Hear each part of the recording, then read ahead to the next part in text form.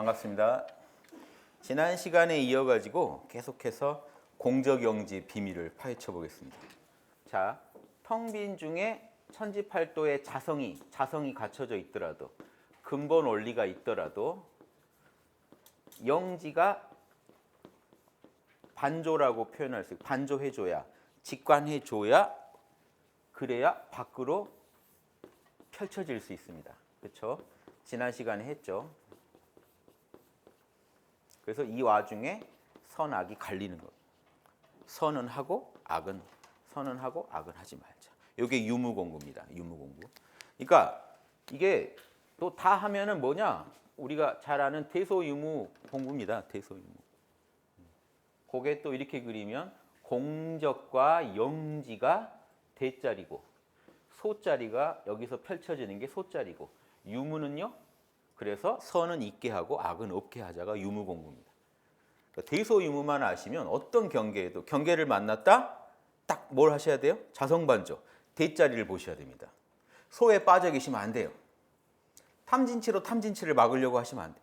소자리에서 빨리 빠져나와서 자성반조. 그때 정산정사께서 뭐라고 하셨죠? 무본편에서 바로 자성반조하여. 경계에 처하거든 바로 자성을 반조해서 대자리를 보면서 소자리를 어떻게 이해해야 돼요? 대자리를 보면서 소자리가 이론상의 공적영지의 작용인 줄 알고, 묘하게 있어진 작용인 줄 알고 어떻게 해야 됩니까? 선은 이로운 건 있게 하고 해로운 건 없게 하면 끝입니다. 그러니까 대소유무 안에 다 들어있고, 또 다른 말로 하면 이렇게 공적영지 인과로도 설명할 수 있고, 다 한 이치입니다. 그래서 이론상 알고 이론상 배양해서 이론상 쓰자. 이게 원불교이기 때문에 지금 오로지 죽으나 사나 이론상만 연구하면 모든 게 여기서 다 나옵니다. 지난 시간에 이걸 아는 게 견성, 이렇게 영지로 직관하고 있는 상태가 양성, 그리고 실제로 구현하는 게 설성, 이렇게도 표현해드렸고요. 근데 이제 공적영지 구분을 좀 더 말씀드리면요. 공적한 중에 분명히 영지도 품고 있고, 그렇죠? 이런 자성도 품고 있잖아요. 그런데 영지가 또렷해져 가지고 영지가 자성을 반조하고 직관하고 있으면 우리가 영지다. 공적 영지다. 위에는 공적 영지. 이걸 어떻게 구분합니까? 제가 지난번에 말씀드렸는데 기억하시려나 모르겠는데, 깊은 잠에 빠져 있는 상태가 공적에 가깝습니다. 원래 영지를 나중에 또렷이 찾으시면 공적한 중에, 깊은 잠 속에서도요, 공적한 중에 영지도 있습니다. 하지만 이게 달라요. 그때의 영지랑 잠에서 딱 깰 때, 눈 뜨기 직전에 정신 돌아오죠. 그 정신 돌아왔을 때 초점이 잡힙니다. 그때가 영지 상태입니다. 공적 영지 중에 영지 상태. 그 영지가 딱 또렷해지면 밖으로 눈 뜨면 어떻게 돼요? 잠 깨기 직전에 딱 정신이 돌아와서 잠이 딱 깨면 대소유무가 쫙 펼쳐져요. 왜? 그때 대는 원래 있지 않았나요? 아니요. 대가 대라는 것도 그때 알아요. 거기가 대고 이게 소고. 소가 없으면 대도 없는 거거든요. 대와 하나가 돼 있다가 소가 딱 등장할 때 대소유무. 어제 술 먹은 그 숙취가 있고 평안함이 없고, 잠을 잘 자면 평안함이 있고 피곤함이 없고, 이제 유무가 쫙 펼쳐집니다. 뭐가 있고 뭐가 없든지 간에 유무의 세계로 들어와요. 그럼 이게 지금 여러분은 자동으로 진리 그대로 살고 계신 거예요. 애고가 계령이 탐진치만 안 부리면 순환이 그대로 펼쳐지는데, 문제는 탐진치가 지적인 어리석음과 탐진, 심리적 어리석음이 장애를 합니다. 그래서 자꾸 균형을 깨요. 포스의 균형을 깨요. 이론상의 균형을 깨고, 악은 있게 하고 선은 없게 하고, 해로움은 있게 하고 이로움은 없게 하고, 요거 바로잡는 게 답니다. 그거 제대로 알고 바로잡으실 수 있으면 열애의까지 가는 겁니다. 그래서 그걸 너무나 잘 밝혀놓은 게 원불교이기 때문에 요 말씀 드린 거고, 공적영지 구분은, 그래서 실제로 불교에서는 이 공적한 자리를 체험하려면 어떻게 하느냐, 멸진정에 들어가야 됩니다. 여기서 여러분 아실 수 있어요. 이게 정확하게 아실 수 있어요. 영지 자리를 체험하려면 사선정, 1에서 사선정 사이에 들어가면 영지 자리를 체험. 뭐 그 일선정 이전에 올바른 몰입만 해도요. 몰입만 해도 여러분 체험합니다. 영지를. 근데 영지를 또렷이 체험하려면 영지만 체험하려면 사선정 들어가야 돼. 사선정에서는 어떤 잡념도 없이 영지만 또렷한 자리입니다. 그런데 멸진정은 공정만 또렷해요. 이 차이가 뭘까요? 멸진정일 때는 생각, 감정, 오감이 아예 일어날 수가 없습니다. 왜 그러냐? 무의식 상태에 깨어 있는 거거든요. 무의식 안에서 깨어 있습니다. 그러니까 세상과 단절될 채로 영지만 있으면 어떻게 되냐? 공적해집니다. 공적의 모습이 드러납니다. 왜냐? 세상을 지금 표현할 필요가 없죠. 한 생각도 일으킬 필요가 없죠. 그럼 그 안정된 상태에서는 공적이 주가 됩니다. 텅 빈 중에 본성이 갖춰져 있는데 적극적으로 알아차리고 있지는 않습니다. 그런데 생각, 감정, 오감이 있는 의식 상태에서 최고 깨달음인 사선정은 바로 생각을 일으킬 수가 있어요. 그때는 다릅니다. 의식의 초점이 또렷합니다. 진리를 다 품고 있습니다. 왜? 바로 표현해야 되니까. 이상한 얘기 같지만 여러분 내면에서 일어나고 있는 일입니다. 자, 실제로 초기 불경을 보면 석가모니께서 열반, 깊은 열반의 세계를 체험하려면 멸진정에 들어가시고 신통이나 지혜를 쓰실 때는 사선정에서 쓰십니다. 왜? 바로 생각을 일으킬 수가 있습니다. 실제로 여러분 멸진정에 들어가면 못 나와요. 생각이 안 일어나니까 못 나와요. 자동으로 나올 때까지 거기 상태에 있는 거예요. 그때는 공적이 주라고요. 왜? 세상을 표현할 필요가 없기 때문에 내 마음에 대소유무를 표현할 필요가 없고 표현할 수가 없으니까 그때가 공적 상태라는 거예요. 정상정사께서 공적 영지를 구분하신 건 정확히 알고 하신 거기 때문에 이런 정신수양의 깊은 체험이 반드시 있으셔야 이런 말씀을 하실 수 있습니다. 저는 이런 식으로 모든 종교를 점검하는 사람이라 제가 보장합니다. 이분은 정확하게 알고 얘기하셨다. 공적 영지를. 뭐 제가 보장한다고 해서 뭐 별건 아니지만 재밌죠. 그런 식으로 공부하시면 좋다. 그래서 나도 해보고 그분들로 의견도 교류해보고 그럼 서로 계령의 개성 따라 조금씩 표현이 다릅니다. 그 맛들이 또 있거든요. 그래서 서태단 대종사께서 표현하시는 방식도 조금씩 달라요. 근데 그게 진리를 알고 나면 그게 다 맛이 있거든요. 요거 다 즐기실 수 있어요. 왜? 우리 공적 영지의 이야기거든요. 남의 얘기가 아니에요. 내 정신 안에 있는 세계의 이야기를 먼저 깨달은 분들이 온몸으로 보여주신 거예요. 자, 이게 견성이야, 이게 양성이야, 이게 솔성이야 하고 보여주신 거예요. 보고 이제 눈 밝은 제자들은 따라하는 거예요. 눈이 어두우면 뭐 밝혀야죠. 포기하시면 안 됩니다. 자, 이 그림 보고 처음에 질리셨죠? 근데 알고 나니까 뭐 별거 아니죠. 근데 별거 아닙니다. 자, 우리 영지 마음자리가 진공묘유 중에 묘유요. 채용의 주제자입니다. 그럼 채용만 아시면 돼요. 채는 뭐예요? 내 안에 있는 자성. 용은요. 밖으로 표현한 그런 인과의 광명으로 표현되면 이제 사리연구도 밖으로 표현된 거고 무념도 밖으로 표현되면 정신수양도 밖으로 표현되는 게 있고 나머지 것들은 작업치사 주로 표현한 거고 이렇게 표현하기로 치면 사막도 다 표현해요. 또 보세요. 안으로 보면은 이게 정신수양 해야 얻는 경지 아닙니까? 정신수양 속에서 영지의 직관 상태를 유지하는 거니까 정신수양도 안팎으로 다 있는 겁니다. 왜? 정시선이 있고 동시선이 있으니까. 정시선은 본체랑 관련돼 있고 동시선은 작용과 관련돼 있습니다. 여기까지 다 이해되시죠? 예, 그럴까봐 제가 뒤에 또 다시 할게요. 그래서 마음이 본체인 본성을 직관하면서 시공을 초월한 직관입니다. 이 세계는 시공 밖으로 작용을 일으켜서 이기의 세계, 원리와 기운으로 표현한다. 이게 포인트였고요. 지난 시간에 설명 못 드린 게 있어요. 이 영지가 광명과 조화라고 정산 종사께서 말씀하셨는데 광명이 전지고 조화가 전능이라면 어떻게 조화롭게 능력을 부리는 거며 권능을 부리는 거며 어떻게 광명하게 꿰뚫어 본다는 거냐. 자, 여기서 보면 바로 아실 수 있어요.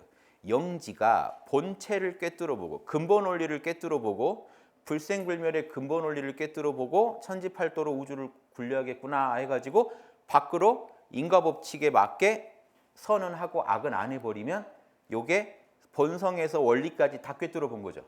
알아야 할 거는 본성과 원리입니다. 그러니까 본성에서 원리까지 다 뽑아내면은 이게 전지예요. 전능은 뭐겠습니까? 그 원리대로 에너지, 기운들을 모아서 물건을 만드는 게 전능입니다. 그러니까 땅이 물건을 잘 만들죠. 그러니까 천신지명, 땅처럼 물건을 잘 만들어라 해서 지명. 하늘처럼 보이진 않지만 무형이지만 모든 정보를 꿰뚫어 본다 해서 천신 그럽니다. 천지신명이죠. 이거를 천지신명 그럽니다. 천지신명이 우리 영지자리입니다. 근데 여기서 의문이 나지 않으세요? 저렇게 천지신명이 영특하고 다 꿰뚫어 보는데 내 천지신명은 약간 이상하다. 약간 이상한 것 같다. 왜냐하면 정신수양을 해도 그렇게 지혜로워지지 않는다. 본성직관도 잘 안 되고 밖으로 인과법칙도 잘 모르겠다. 그래서 양성이 어려운 겁니다. 실제로. 그래서 견성을 먼저 해야 되는 이유가 이거예요. 근데 재밌죠? 정신수양을 먼저 하시다가 견성을 합니다. 그렇죠? 무조건 자성반전 하다가 견성을 합니다. 정신수양을 하고 사막, 사리 연구를 하고 작업치사를 하고 열심히 하다가 정신수양 속에서 딱 사리가 선명해질 때 견성입니다. 그 이후에나 정신수양이 들었을 때 영지가 진리를 자각한다는 걸 알게 됩니다. 견성을 해야. 그래야 본격적인 양성이 시작되는데 문제는 뭐냐? 왜 양성이라고 하고 아직 열애라고는 안 할까요? 영지를 직관해도 여러분이 직관하는 수준의 한계가 있어요. 자, 그럼 이상하지 않으세요? 자, 보세요. 영지는 원래 자성을 다 직관하고 있습니다. 근데 여러분이 양성 단계에 들어갔고 정신수양에 들어갔는데 영지랑 하나가 됐는데 왜 나는 자성을 온전히 직관하지 못하는가? 견성도 쉽지 않은가? 사막을 해도. 영지는 본래 전지전능한테 여러분한테 드러나는 영지의 그 직관에는 한계가 있어요. 여러분이 끝없이 사막을 갈고 닦아서 탐진치, 지적 장애를 사리 연구로 극복하고 심리적 장애를 이 정과 개로 정신수양과 작업치사를 극복해 줬을 때 조금씩 드러납니다. 원래 완벽하지만 우리 영혼에는 다 안 드러나요. 그래서 영지가 자성을 직관한다고 해도 여러분이 자성을 직관하는 힘은 약합니다. 그 영지랑 하나가 돼도 영지가 아는 걸 여러분이 다 못 알아낸다는 거예요. 그 알아내는 게 조금씩 늘어나니까 양성이라고 하는 거예요. 말이 모순이 있죠. 원래 영지는 다 직관하는데 내 영지는 좀 모자라서 조금씩 개발하나 보다 이게 아니라 원래 영지는 다 직관하는데 내 안에서 영지가 직관하는 게 조금씩 드러난다는 거예요. 좀 이상하지만 어쩔 수가 없죠. 진실이니까. 다 안 알아져요. 그래서 그 출가이 정도 되면 그 영지가 천지팔도를 오롯이 직관할 수 있습니다. 노력 안 해도. 그러니까 밖으로 이 기본값이 천지팔도가 돼서 누가 와서 건드려도 아무리 역경에 처해도 천지팔도가 나옵니다. 탐진치도 나오지만 천지팔도도 같이 나와요. 그러니까 욕심 나듯이 양심도 나와버려요. 계속 솟구칩니다. 이 출가입니다. 그래서 이 양반은 왜 출가이냐? 기본값이 바뀌어서 출가입니다. 그러니까 범부 집안에서 열애 집안으로 바뀐 거예요. 소속이. 기본값이 달라진 겁니다. 그러면 왜 법강 항마이는 출가했다고 안 하느냐? 기본값이 아직 안 바뀌었다는 거예요.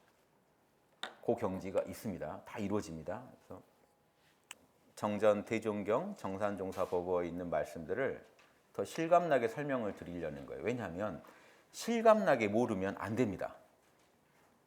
사리 연구가 한계가 있으면요, 양성, 솔성 다 안 됩니다. 왜? 알아야 바뀌어요. 인간은 알아야 바뀝니다. 그러니까 자꾸 알지도 못하면서 진리를 모르면서 성리를 모르면서 마음만 닥달해서는 절대 안 바뀝니다. 여러분 습관 하나도요, 정확히 알면 바뀌지 모르면 안 바뀝니다. 술 끊어야겠어, 이걸로는 안 바뀝니다. 술 끊어야겠어도 아니죠. 일반적으로 술 끊어야 하는데 그러면서 드실 거예요. 아마 드시고 있어요. 잔을 아마 열면서 얘기하시고, 아, 요거 마시면 안 되는데 요건 의미가 없거든요. 근데 확실히 난 끊어야겠어. 그래도 약해요. 왜 술이 안 좋아서 끊어야 되는지를 정확히 알아야 마음이 식습니다. 그러니까 알면 바뀝니다. 그래서 견성이 제일 먼저 있는 거예요. 알아야 모든 변화가 일어나지 모르면 안 일어나요. 그러니까 내가 아무리 신앙생활 오래 해도 내가 견성을 못했다, 안 일어납니다. 절대로. 믿음으로 극복이 된다, 안 됩니다. 그 믿음은 견성까지 가는 견인차죠. 견성을 해야 진정한 믿음 속에서, 확신 속에서 공부를 합니다. 제가 이런 설명을 드린 이유가 현란한 지식으로 무장하자가 아니에요. 지금 딱 필요한 말씀만 드리는 거예요. 천지 피음과 천지 보온을요, 천지 팔도를 가지고 설명이 되고 이해가 돼야 견성이잖아요. 텅 빈 중에 8개가 있다고 말씀드렸죠. 그러면 알아야죠. 아까 천지신명이 가운데 자리입니다. 그러면 천지신명이 지금 원불교 그 한 단에서 뭡니까? 하늘. 단장이 하늘이죠. 천신입니다. 지명. 구체적으로 이 땅에서 작업을 해야 되는 건 땅, 중앙이죠. 중앙. 그 다음 8개가 펼쳐져 있습니다. 8개 원리 설명 좀 드리려고 그러는 거예요. 이 8개가 영지 속에 갇혀져 있습니다. 그러니까 그대로 표현되는 거예요. 그러니까 단을 만들어도 8개에 맞게 하려고 하는 거고, 마음을 써도 천지팔도에 맞아야 되고, 어떻게 돼 있습니까? 정전에 천지팔도를 어기면 마음이 무량하지 않고 무념이 아니고 광명하지 않고 정성이 없고 공정순리하지 않고 초연 해탈하지 않으면 천벌을 받으리라고 돼 있습니다. 그러니까 여러분이 아무리 잘해도 마음을 그렇게 쓰면 천벌 받는 거예요. 밖으로 아무리 잘해도. 이거 심각한 얘기잖아요. 심각한 얘기인데 그 부분을 주목하지 않으시더라고요. 그 불에다 손 넣으면 타 그래도 누가 넣어보나요? 그래도 안 탈 수도 있지 않나? 이러진 않죠. 그러니까 이 정도로 알아야 돼. 이게 견성은 이 정도 아는 게 견성이에요. 그러니까 다시는 잊어버리지 않을 정도로 무의식에 박힌 게 견성입니다. 이 진리가 박혀버리면 견성이고요. 박히지 않으면 아닐 수도 있지 않나 이 생각이 계속 일어나요. 사막을 꼭 해야 되나? 일어나요. 천지팔도가 중요한가? 이런 생각이 일어나요. 엄청 중요합니다. 왜? 우주가 천지팔도로 굴러가요. 천지은 편에 이렇게 되어 있습니다. 천지에는 도가 있고 덕이 있다. 도덕은요, 모든 종교의 제일 핵심입니다. 도덕. 노자 도덕경이죠. 노자 원래 책 이름이 도덕경입니다. 도덕은 육아 철학에서 핵심이고 모든 이 동서양 철학의 핵심이에요. 도덕이. 도는 뭐냐? 길이고요. 덕은 실제로 길을 걸으면서 은덕을 베푸는 걸 말합니다. 그러니까 도만 알고 덕을 안 하면 어떻게 되죠? 아무 일도 없죠. 덕은 사리, 연구, 작업, 치사를 통해 실질적으로 뭔가 정신수양, 이렇게 구체적인 작업을 통해서 드러내는 겁니다. 도를. 이게 아까 그 본성과 그런 작용과 똑같은 거예요. 본체와 작용. 본성과 이기. 이기로 표현이 안 되면 안 한 겁니다. 작업, 치사를 안 한 거예요. 그래서 중요하다. 도와 덕이 중요하다. 그런데 영지가 천지팔도를 품고 있다는 얘기를 우리가 무량, 무념, 광명, 공정, 순리, 정성, 해탈, 수용 이렇게는 알죠. 써 있으니까. 근데 거기 실제로 천지 은혜 보면 천지의 은혜가 뭐냐? 하늘에서 덮어주고 땅에서 받쳐주고 풍은 우로로 우리를 살려주고 일월로 비춰주고 이런 얘기가 나오죠. 그게 다 팔계에 기반한 겁니다. 그러니까 지금 이건 후천팔계로 그려놨어요. 선천팔계는 지금 여러분 잘 아시는 태극기에 그려진 거예요. 태극기가 이런 상인 거 아시죠? 정산종사께서 얘기하셨어요. 우리나라 태극기 끝내준다. 이런 상자를 그려놨다. 이런 상 안에 음양이 갖춰진 거 그려놓은 겁니다. 그런데 재밌는 게 건곤감리 그려놨죠. 지금 제가 약간 이제 역학에 맞게 그려본 겁니다. 태극기를. 하늘이 위에서 덮어주고 무형의 하늘이. 자, 건괴는요. 조금 더 끊어지지 않은 것들로 돼 있죠. 선으로. 끊어지지 않은 게 하늘입니다. 지금 이 하늘은 안 끊어져 있죠. 땅은요. 원자, 분자 다 끊어져 있는 게 뭉친 겁니다. 그래서 쪼개진 것들이 뭉친 건 땅입니다. 하늘은 안 끊어져 있어요. 한 덩어리예요. 무형의 하늘과 유형의 흙이 모여서 우리를 살게 해주고 이게 선천팔계입니다. 선천적으로 설계도가 있어요. 이것도 이렇게 다 그리면 팔계가 됩니다. 그중에 대표가 건곤감리예요. 리는 자 보세요. 순양인데 가운데 음이 있어요. 빛 덩어리인데 빛이 더 하늘보다 더 광명해지려면 음기가 적절히 들어가서 어떻게 해요? 태양처럼 동그랗게 잡아주는 게 이게 구별된 거죠. 하늘은 원래 구별이 안 되는데 태양은 구별돼 있죠. 여기 음기입니다. 가운데 음기가 동그랗게 잡아주니까 빛이 더 퍼져나오죠. 사방으로 빛이 뿌려집니다. 달은요. 원래 음이에요. 땅이에요. 빛이 없어요. 태양에서 빛 받아가지고 빛 쓰는 겁니다. 천지 1월이 어떤 우주가 앞으로 이 우주가 망하고 또 우주가 펼쳐져도 시공을 초월한 천지팔도에 건곤감리가 들어있기 때문에 우주는 반드시 하늘이 덮어주고 땅이 받쳐주고 스스로 빛내는 별하고 그거 받아서 반사해주는 별이 돌고 돌면서 낮밤을 밝혀주는 낮에 밝혀주고 밤에 밝혀주고 해가지고 해야 생명이 거기서 태어난다. 요게 천지은혜다 하고 그려놓은 겁니다. 우리나라 태극기가. 건곤감리.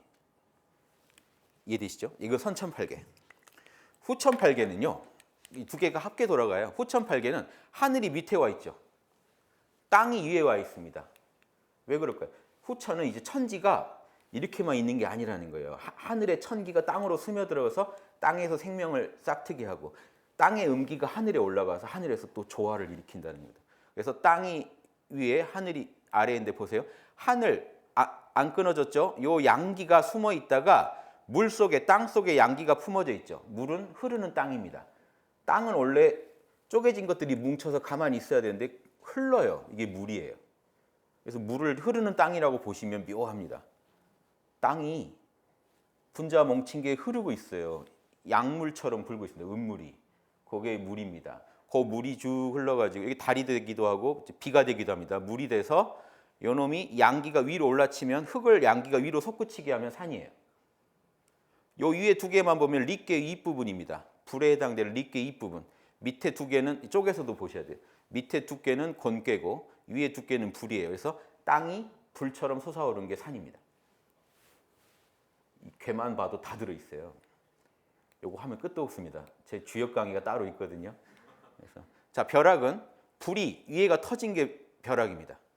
릿개가 위로 터졌어요. 요거는 음화고 이건 양화입니다. 벼락은 팍 솟구치는 불이에요. 음기를 뚫고 터져 나가는 겁니다. 그게 벼락이고요. 바람은요. 하늘은 안 쪼개졌는데 밑에 쪼개져 있죠. 하늘이 땅을 만나서 쪼개져서 흐르는 게 바람입니다. 근데 밑에는 요게 물, 감자 밑이랑 똑같죠. 밑에 두 개가. 하늘과 건개와 감개가 만난 겁니다. 하늘이 물처럼 흘러다니는 게 바람. 음기를 만난 거죠. 한 덩어리야 되는데 내 창문으로 들어와요. 하늘이 쪼개졌잖아요. 내 문틈으로 자꾸 들어와요. 지금. 너무 죽겠습니다. 겨울에 추워서 외풍 때문에. 창문 온갖 틈만 있으면 밀고 들어오죠. 바람이. 쪼개져 있어서. 원래는 한 덩어리인데 쪼개져서 흐르면 바람이다. 불은요. 아까 말씀드렸죠. 가운데 음기가 잡아주니까 더 타오르는 양기. 안팎으로 더 비추는 양기다. 이거는 쪼개진 것들이 합쳐진 거다. 연못은요. 순양이 음기가 위에서 누른 겁니다. 양은 솟구치는 게 본성이에요. 벼락처럼 양은 솟구치는 게 본성이고 음은 하강시키는 게 본성입니다. 물은 아래로 흐르죠. 불은 위로 솟구치고. 음기가 가을이 되면 어때요? 여기 추나추동 중에 봄 기운, 양기가 솟구치고 여름에 빛이 열기가 만발하다가 가을이 되면 음기가 양기를 찍어 누르는 겁니다. 서늘하게 만드는 거예요. 또 다른 식으로 보면 이거 감개가 밑이 막힌 거죠. 그래서 연못입니다. 고인물, 물인 물인데 흐르는 물이 아니라 고인물. 자, 물이 고임이니까 연못은요. 바다도 연못이에요. 괴로는. 물이 고여 있으면 택괴입니다. 하늘. 자, 보세요. 양기가 만물을 솟구치게 해가지고 위로 만물이 태어나게 봄 기운을 만들어내면 음기가 어떻게 돼요? 음기가 여기서 싹 터가지고 음기가 커지면서 양기를 눌러서 시원하게 만들면 양기가 다시 안 죽고 살아있다가 왜 양기를 여기다 그려놨을까요? 이때가 제일 추울 때입니다. 그러니까 양이 사라질 때인데 안 사라졌다고 그려놓은 거예요. 요 양이 지금 이 감개에 있는 요 양을 확대해 그려놓은 겁니다. 양이 안 죽고 있다가 다시 생명수 안에 생명이 들어있다가 다 죽은 것 같지만 씨앗 속에 겨울에 들어있다가 동북방, 간방 요쪽 겨울과 봄 사이입니다. 요때 땅 속에서 생명체가 이미 탄생해요. 양기가 있다가 밖으로 올라오면 이제 춘분 때죠. 위로 올라온다. 다 이게 이유가 있어요. 낮이 제일 짧아졌다가 그때 한 사흘 있다가 동지 지나고 사흘 있다가 다시 태양이 떠오릅니다. 그래서 십자가에서 예수님 돌아가셔서 다시 사흘 뒤에 부활한다는 게요. 여러 신화에 나오는 게 그게 태양신 신화예요. 태양이 죽었다가 왜 십자가에서 죽습니까? 지금은 우리가 잘 안 보이지만 예전에는 남십자성에서 태양이 거기까지 내려갔다가 다시 올라와요. 십자가에서 죽었다가 사흘 만에 부활한다는 건 동짓날 기념하는. 크리스마스는 동짓날 기념입니다. 태양 양기 다시 자라난다고 찬양하는 거예요. 음양 돌아가는 이치입니다. 근데 이때 양기는 살아나지만 양기가 땅을 뚫고 올라올 때는 벼락 때예요. 춘분 때. 이때 또 부활절 하는 거예요. 탄생했다고. 만물이 나왔다고. 여름에 만물이 익었다가 가을 되면 만물이 성숙해가지고 다시 열매를 맺고 씨앗으로 돌아갑니다.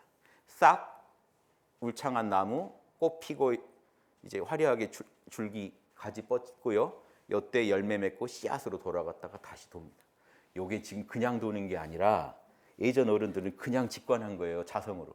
내 안에 있는 자성이 이렇게 우주를 굴리고 있다. 공적 영지에 들어있는 자성이 굴리고 있고 자성불 차원에서는 그렇고 우주 차원에서는 법신벌 이론상이 우주를 이렇게 굴리고 있다. 이게 천지 만물의 은혜입니다. 그래서 천지 은혜에 도덕을 써놓은 거예요. 도덕의 핵심. 철학의 핵심을 천지 은혜에다 써놓은 거예요. 그런데 제가 볼 때 많은 분들이 이건 천지 은혜니까 사은 중에 하나다고 격하해서 이해하는 거예요. 그러니까 뭐 결론이 어떻게 돼? 도덕을 모르게 돼요. 원불교의 도덕은 뭡니까? 이런 대도인데 이런 대도는 뭡니까? 동그라미 그리고 계시면 안 됩니다. 그 동그라미가 텅 빈 동그라미면 안 된다는 거예요. 동그라미 안에 8도가 들어있는 동그라미를 정확히 직관하셔야 여러분한테서 도덕이 나올 수가 있어요. 이 덕으로 표현 안 된 도는 의미가 없습니다. 근데 도도 파악이 안 된다면 표현될 수가 없죠. 그래서 말씀드린 거고, 이거는 천지가 천지 피은의 조목을 제가 설명드린 거고, 천지 보호는 이제 그 이치를 똑같아요. 그 이치 가지고 뭘 표현하라는 거냐 보세요. 물은 움직이지, 사이에 양이 갇혀 있는 거죠. 밖으로 움직임은 없는데 지혜는 갖고 있어야 돼요. 그래서 지혜 광명이 감에 해당됩니다. 속으로는 광명해야 된다. 밖으로 표현을 안 했더라도 정확히 선악은 알고 있어야 됩니다. 사리는 알고 있어야 되고, 간괴는요, 땅이 하늘하고 만난 겁니다. 그러니까 무념, 항상 이론상과 접속해서 깨어 있어라. 무념을 유지해라. 그리고 그러니까 보통 계시 받으러 산으로 가죠. 하늘하고 만나려면. 또 우리 단군 이전에 그 환웅도 산으로 내려오죠. 하늘에서 뭐가 내려와도 산으로 내려옵니다. 땅 중에 제일 하늘에 가까운 땅이에요. 하늘과 만나는 지점. 그래서 항상 깨어 있으라는 겁니다. 움직일 때도 항상 하늘과 만나고 있어야 됩니다. 무량이라는 건요, 보세요. 음이 가로막는데 양기가 다 뚫고 나가버리죠. 무량한 힘입니다. 편착심 없이 나와 남을 안 가르고, 아무리 탐진치가 가로막아도 다 뚫고 나가서 나와 남을 둘러보지 않는 힘입니다. 그래서 유교에서도 여기에 인, 사랑을 넣어놔요. 여기에다 지혜, 여기에는 정의, 이쪽에는 예절을 넣어놓습니다. 예절은 사방과 조화를 이루는 거예요. 그래서 수용과 조화가 지금 손깨와 리깨는요, 보세요. 손깨는 음이 양한테 굴복한 거죠. 하늘에 음이 굴복하고 있는 형상입니다. 그래서 손깨는 기흉의 천명에 항상 수용하고 순응하는 자세를 말합니다. 그리고 해탈은요, 불로 사방을 비추면서 자유자재한 겁니다. 추나추동 생로병사의 자유자재한 해탈의 힘이 리깨고요. 이 리자도 떠날 리자죠. 해탈도 떠나다는 거죠. 총하죠. 자, 고는요, 땅이 보세요. 얼마나 적공의 상징인지, 곤깨가 하나 끝없이 원자 분자 모아서 지구를, 땅을 만든 겁니다. 그러니까 그렇게 적공하라는 거예요. 정성, 끝없는 정성으로 적공하라. 연못은요, 이게 양을 음이 후려치는 겁니다. 가을의 추상 같은 기운. 그 추상 같은 기운으로 절대 불합리는 엄단에 처하고 합리는 꼭 하라. 하늘처럼 한 점 끊어짐 없이 공정하라는. 지금 천지팔도를 8개에 배당하지 않죠. 제가 해본 겁니다. 그래서 책임은 제가 지겠습니다. 하나로 꿰뚫어 보시라고. 내 본성 안에 천지팔도가 들어있고 8개가 들어있어서 우주 돌아가는 원리 다 들어있고, 요거를 그냥 이렇게 오행으로 해놓으면 오행이에요. 한 핵씩 더 그어가지고 8개로 본 거지. 그냥 오행으로 보면 그 추나추동입니다. 봄에 벼락치고, 벼락 쳐야 농사 짓습니다. 봄에 땅이 하늘로부터 양기를 받아야 생명력을 갖는다고 봐요. 그런 전통도 다 연결되어 있습니다. 그래서 생명력이 왕성해지는 게 벼락으로 상징하고, 열기가 왕성해지는 걸 여름, 춘하, 만물의 성장. 그래서 싸늘한 기운으로 단속이 되는 게 열매. 조금도 움직임 없는데 속에 딱 양적 정보는 갖고 있는 거. 양기, 생명력을 품고 있는 거. 요거는 씨앗, 겨울. 그래서 추나추동 안에 인의지, 천지팔도가 다 들어있다는 걸 아시면 이 원리를 가지고 뭘 잘하자는 거죠? 그러니까 천지가 이렇게 경영되는 줄 아시면 되고, 나는 뭘 경영해야 돼요? 천지팔도를 경영해야죠. 내가 구름을 만들겠다 이러면 도가 탈선합니다. 왜? 하느님이 뭐라고 하시겠어요? 그건 내가 하고 있다. 너는 뭘 하라고요? 사랑을 좀 보여줘봐라. 정의를 좀 보여줘봐라. 공정함을 좀 보여줘봐라. 천지에 인간밖에 할 수 없는 게 있어요. 공정함을 표현해 주는 거. 나와 남 사이에 사랑을 해주는 거. 공정. 아주 흔들리는 그 위기의 순간에 이해관계의 첨예한 부분에서 공정하게 처신하는 거. 이거 인간이 보여줘야 할 덕입니다. 그 덕으로 만물이 살 거예요. 법어 예도편 9장에 이런 말씀이 있습니다. 우주 만유의 본원은, 이게 여기 제가 붙인 겁니다. 본성을 말하는 거예요. 우주 만유의 본원은, 본성자리는 법신불의 체요. 법신불의 체 하면 지금 아셔야 돼요. 체가 뭐라고요? 본성. 자, 영지자리가 체용의 주제자. 주제자는 경영자라는 뜻입니다. 경영자입니다. 그럼 영지는 어떤 정보를 가지고 우주를 경영합니까? 본체가 있어야 될 거 아니에요. 이게 본체입니다. 본성이 본체고, 이 체용의 주제자인 영지는 마음이고, 이제 아시겠죠? 자, 이게 밖으로 표현되면 뭐라고요? 인과 법칙을 가지고 사물을 만들어낸다. 이 기. 우주에 존재하는 건 다 기운이죠. 에너지죠. 그 기운에다가 특성을 부여하는 건 원리죠. 원리. 천지팔도의 각 원리마다 기운을 만나면 뭐가 만들어졌죠? 산도 만들어지고 바람도 구름도 비도 다 만들어졌잖아요. 이 마이크로 자꾸 착각하는 것 같습니다. 마이크가 아닌데. 자, 심성이기 아시면 성리의 핵심은 다 아시는 거죠. 심성이기 구분되시고, 심성은 지금 형이상학에서 쓰고 이기는 형이하학에서 쓴다. 그것도 아시고. 원래 심도 사실은 심은 기적인 부분이 강하고 성은 원리입니다. 그러니까 성리학이죠. 나의 자성과 우주의 진리에 대한 탐구. 근데 지금 원불교에서는 리를 본성은 형이상학에 쓰고 형이상학적 원리를 본성이라고 하고 형이학적 원리를 그냥 리라고 부르는 거예요. 그러니까 같은 거예요. 선천기가 있거든요. 선천기는 또 마음이고 우리 마음도 에너지입니다. 그래서 선천기입니다. 대신에 영지는 선천기입니다. 작용하는 기운은요 후천기죠. 현상계를 만드는 건 후천기고. 그러니까 불생불멸의 기가 있어요. 불생불멸의 마음이 있고 불생불멸의 이런 본성이 있습니다. 그러니까 요 자리 찾는 게 불생불멸의 마음하고요. 마음이 불생불멸의 에너지를 제대로 이렇게 먹어서 만나면 영단이라고 합니다. 영단.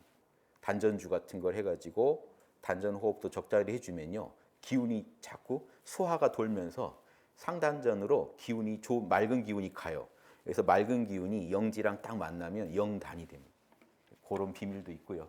아무튼 심성이기를 가지고 우리가 공부한다. 근데 지금 체험관에서는요. 우주만유의 본성, 우주만유의 본성이 아까 뭐였어요? 천지팔도요. 그 본성이 법신불의 체요.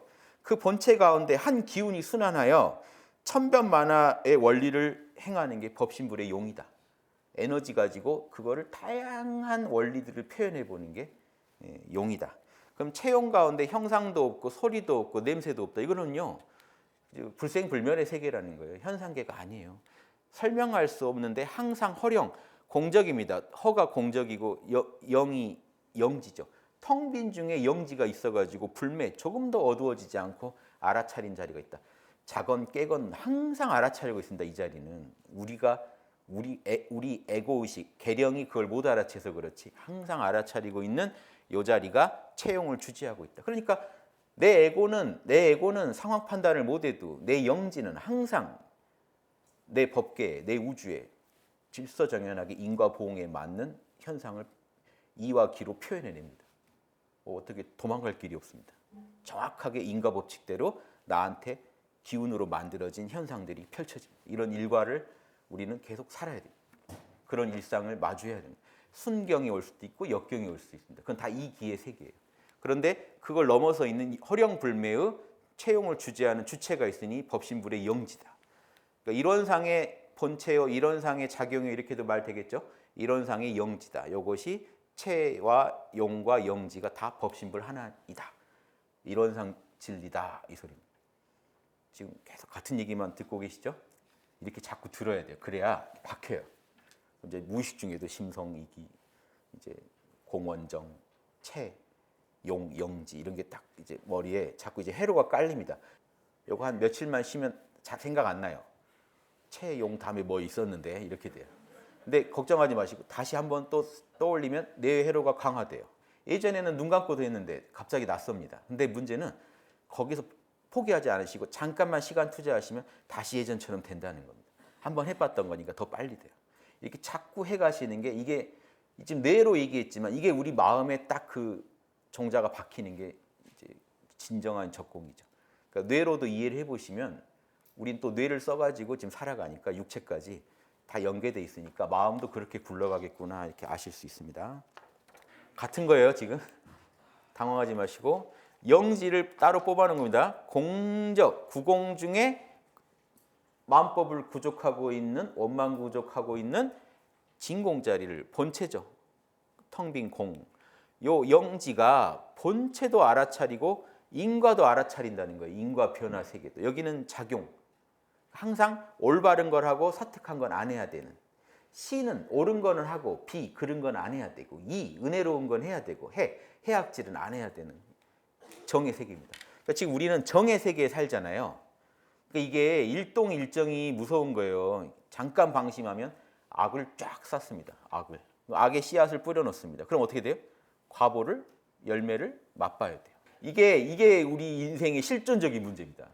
왜 꼭 공부를 해야 되나요? 왜 도학을 해야 되나요? 현상계 인과 법칙 중에 순환 법칙은 과학이 설명해 주는데 선악 법칙은 설명을 못 해줘요. 과학은 선악을 판정할 근거가 없거든요. 선악 판정은 어디서부터 일어나요? 우리 자성에서 일어나요. 자성에 있는 천지팔도를 모르면, 자성의 계정애를 모르면 선악 판정을 할 수가 없습니다. 그래서 도학이 아니면 선악 판단은 못 해요. 과학은 이 현상계의 인과 법칙은 설명을 잘 해줍니다. 어떤 원인에 어떤 결과, 이 약을 드시면 이 결과가 날 겁니다. 이렇게 조건을 부여하면 반드시 현상계에서는 이런 열매 결과를 얻습니다. 이 얘기는 해주는데, 그럼 이게 선인가요 악인가요? 그러면 과학자가 그걸 왜 나한테 물으세요? 하는 거예요. 왜? 그건 이론상 자리에서 끌어와야 돼요.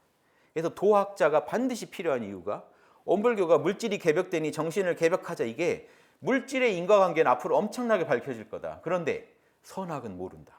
자, 물질 문명이 개벽되면요, 우리 인간의 역량이 1에서 100이라면 100으로 향해 치닫습니다. 능력이. 자, 그런데 선악을 모르면 어떻게 되죠? 악하게 써버리면 마이너스 100이 돼버립니다. 그러니까 인류가 앞으로 유능해지고 있다는 건 훨씬 선악에 대한 판정이 어마어마하게 더 중요한 시대가 온다는 거예요. 그러니까 물질이 개벽되니 반드시 정신을 개벽해야 됩니다. 안 그러면 다 죽는다, 이런 절박함에서 나온 말씀이세요. 그 방법이 지금 이게 다예요. 묘유 영지가 자성을 이렇게 반조하는 게 주라면, 마음법을, 이 영지가 이 자성대로 마음법을 운행하는 걸 제라고 할 수 있습니다. 주제. 영지는 주제자다. 이걸 또 찢어서요, 주는 양이고 제는 음입니다. 이건 옛날 선비들이 그렇게 봤어요. 그래서 제가 여기다 더 붙여본 겁니다. 자, 영지가 본체를 정확히 알고 있는 상태가 일원상이 주인 노릇하고 있는 상태입니다. 즉 공적 영지가 딱 우주의 주인이 되어 있는 상태. 아직 대소유무 생멸거래는 안 펼쳤어요. 근데 제 마음법을 운행해버리면 생멸거래가 12선악이 착 펼쳐집니다. 12선악이 착 펼쳐집니다. 그러면 이거는 제 경영이에요. 실질적인 경영, 다스림. 그래서 현상계의 다스림이 제라면 시공을 초월한 주인 노릇하는 건 주입니다. 주제. 이게 체와 영이고, 근본 원리인 본성을 직관하는 게 주인 노릇하는 거고, 다스린다는 거는 인과 법칙대로 기운의 세계에서 구현하는 겁니다. 선도 구현할 수 있고 악도 구현할 수 있습니다. 뭐든지 구현할 수 있습니다. 인간은 그중에 선을 구현해라, 이겁니다. 그래서 공적한 진리를 안다면 여기서 선은 해야 되고 악은 하면 안 되겠구나, 요 지각이 있겠죠. 이렇게 감각하는 게 있어야, 진리를 깨달아야 밖으로 표현이 정확하게 나간다, 이 소리고요. 자, 자성반조는, 자, 이게 공적이라면, 공이라면 자성반조는 원만구족이고, 밖으로 인과의 세계에서 올바른 걸 구현해내는 건 지공무사다. 지극히 공정하고 사심 없이 선을 해야 되고 악은 절대 하면 안 된다. 절박합니다. 지공무사란 말은 진짜 절박합니다. 자, 원만구족은요, 선악이 다 갖춰져 있다, 이렇게만 이해하시면 안 돼요. 그것도 맞는 말인데, 이론상 진리에서 말하고자 하는 원만구족은 그게 아니라 뭐겠습니까? 천지팔도가 원만하게 갖춰져 있다. 빈틈없이 그대로만 하면 선이 되게 모든 선한 게 다 들어있다는 거예요. 원만하게. 그러니까 밖으로, 자, 원만구족 하니까 밖으로 표현만 그대로 해주면, 지공무사하게 구현만 해주면 선이 나오고 악은 절대 안 나온다는 거예요. 자, 이제 이 그림은 새로울 게 없습니다. 이 얘기만 드리려고요. 이론상의 진리에서는 어떨까요? 정전에 있는 이론상의 진리에서는 진공이 도의 본체였는데 그게 본성짜리죠. 그게 결국은 어디였냐? 지금 영지가 본성을 직관하고 있는 공적 영지 상태를 진공 본체라고 했습니다. 근데 그 안에도 나눠보면 진공이 있고 영지가 있었죠.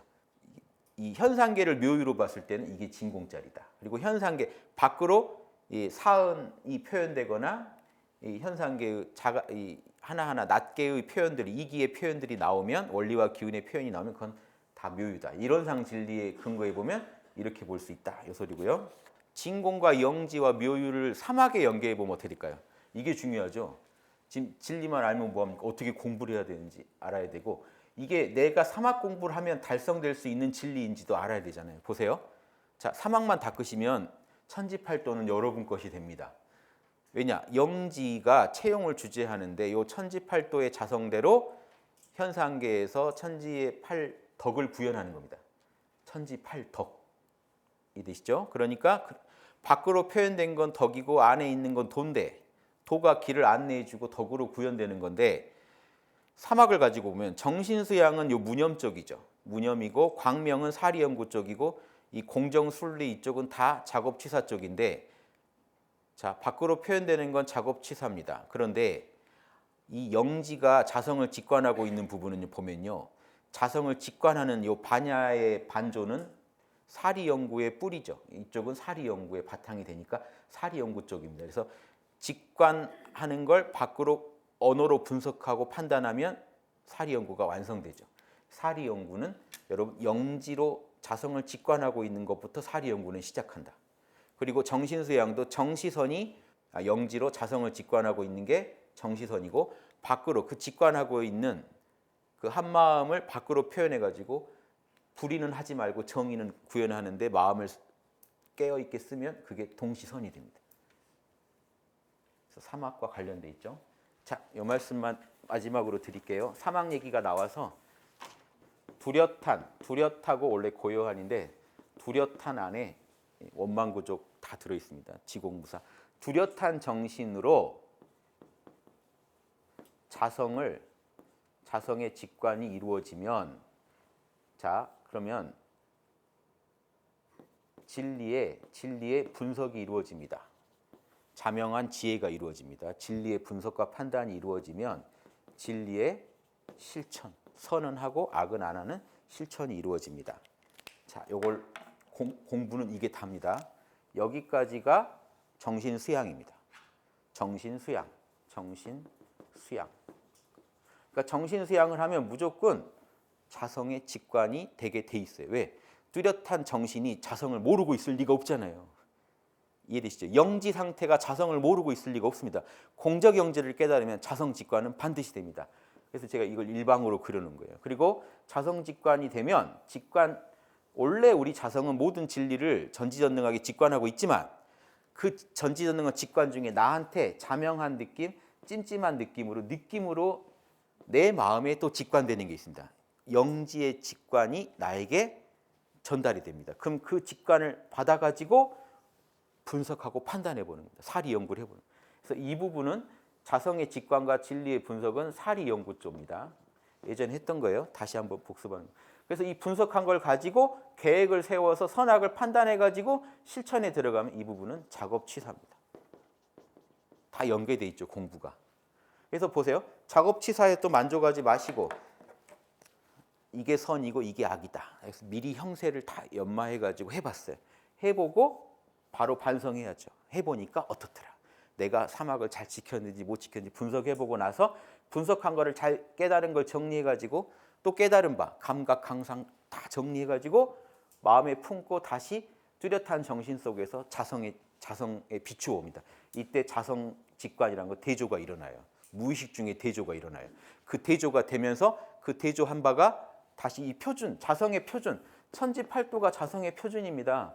영지가 천지팔도를 알아차리고 이 상태에 들어가서 대조를 해보고 대중 잡아가지고 다시 자기 마음에 자명하다, 찜찜하다 판단이 서요. 그걸 가지고 또 실천해보는 이 짓을 계속하면 무한 루프에 빠집니다. 내 계령, 에고의 마음으로는 이게 좋았는데 자성에다 다 맡겨봤더니 자성은 본래 무념이요 광명하고 하니까 착 느낌이 무의식 중에 나는 잘 모르겠는데 어떤 느낌이 나요? 다른 느낌이 나요. 아 이렇게 하면 안 되겠다. 찜찜하다. 이렇게 해야 더 낫겠다. 뭔가 다른 기준이 들어와요. 내 마음에. 요게 대중심입니다. 영지는 대중심이에요. 중심을 잡고 표준이 있어요. 요 표준에 자동으로 비춰본 거예요. 여러분 노력을 안 해도. 그러니까 정신수양만 해도 자동으로 자성의 표준에 비춰보고 느낌이 와요. 그래서 지금 힘든 경계를 만났다고 치죠. 역경을 만났어요. 바로 뚜렷한 정신, 대자리로 돌아갔습니다. 뚜렷한 정신, 공적영지 자리로 들어갔더니 자성이 딱 반조가 돼요. 그래서 내가 지금 하려는 일이 자명한지 찜찜한지 딱 느낌이 와요.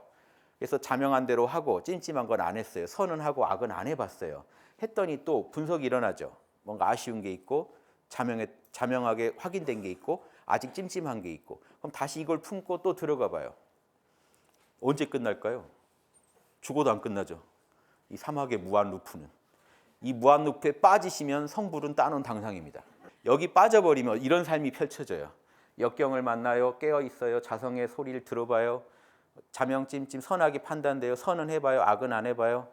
그런데 하다 보니까 힘들어요. 죽겠다. 그래서 자기가 이제 한 걸 정리해가지고 명상이 나면 쉬겠다 들어가요. 다시 자성이 반조돼요. 자명찜찜이 또 알겠어요. 모르던 게 또 알아져요. 자성의 표준에 비추어져서 다시 느낌이 와요. 사실은 보살은 못 돌아오는 분들입니다. 가버려가지고. 출가인은 집 나갔다는 게 뭐냐면요. 출가이 정도가 되면 이 무한루프에 못 빠져나오는 분들이에요. 들어가 버린 거예요. 그래서 이거 나만 이럴 수 없다. 다 같이 가자 해가지고 성불제중 모두 다 나처럼 되게 만들겠다. 빠져 살아보니까 좋더라. 중생 삶하고 완전 기본값이 달라졌죠. 사막이 자동으로 굴러가면서 무한루프에 빠지는 그 경지까지 가시면 출가입니다. 법강항마이는 나름의 무한루프에 빠지는데 들어갔을 때 천지팔도가 선명하게 직관이 덜 되기 때문에 하는 행동에 있어서 자유자재는 아닌 거예요. 출가의 정도가 되면 천지팔도를 정확히 직관하면서 무한루프에 빠진 경지입니다. 그러면 천지팔도에 어긋난 짓을 할 수가 없고 동서양 어디 갖다 놔도 천지팔도만 구현하고 있습니다. 우리가 하나의 일터에서 한 사업을 하고 있다는 게 선명해집니다. 천지가 다 내 권속이고 내 가족이고 영원히 이 일밖에 없구나 해서 이제 집 나온 경지가 됩니다. 출가이. 범부가 아니라 이제 보살로 거듭나 버린 게 출가이. 그 중에 제일 고수가 이제 열애인 거죠. 레전드 출가이들이 열애인 거죠. 그래서 그 열애를 배우기 위해서 또 열심히 따라가는.